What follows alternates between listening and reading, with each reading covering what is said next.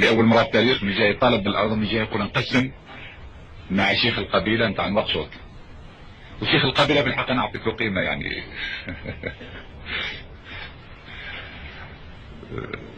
شيخ القبيلة نتاع نواكشوط يعني ربما أنا مسؤول عليه شوي يعني يجي في يوم من الأيام ونقولها سياسيين يعني أمام الشعب نتاعنا. كما نقول لك نظن مثال وهراني يقول كبرنا بالحمار وعملنا له شهراء، زعبط ولد الحرام ورجع الحلال الخاص. العربية السعودية أغنى بلد في العالم العربي، ولكن العربية السعودية بالنسبة إلي في المرحلة الحالية هي برميل كبير نتاع البترول وصندوق كبير نتاع الدولارات. وهذا ما يعملش، ما يمثلش كل شيء. الباقي يعني الكويت والإمارات وكذا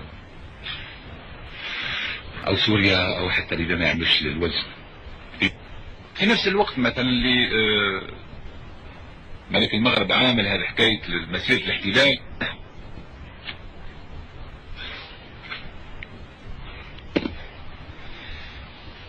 نوجدوا مثلا اخونا الامبراطور نتاع قرطاج عمل لي كل يوم تصريحات، وانا فلان قال لي وفلان قلت له وقلت الملك المغرب وما تدخل. واخطر من هذا في الصيف اللي مضى كان بعث ولده في يقول لها الوالد تاع النافع باش يعسي لك جاو دولك على النفط براسك انت اذا كان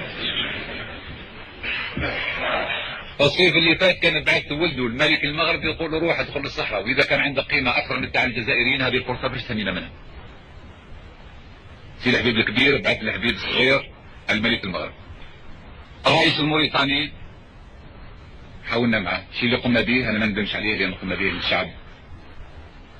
الشعب الموريتاني في المؤتمر الاخير اللي عملوا مثلا واش بدا يتكلم لهم؟ المنجزات نتاع موريتانيا: تأمين الميفيرما، تكوين عملة وطنية لوبية، الخروج من منطقة الفرنك. وإذا كان نتكلم على هذا التكالب الخارجي، وأنا بديت راكم تشوفوا مرة الإنسان ينتقل من نقطة إلى نقطة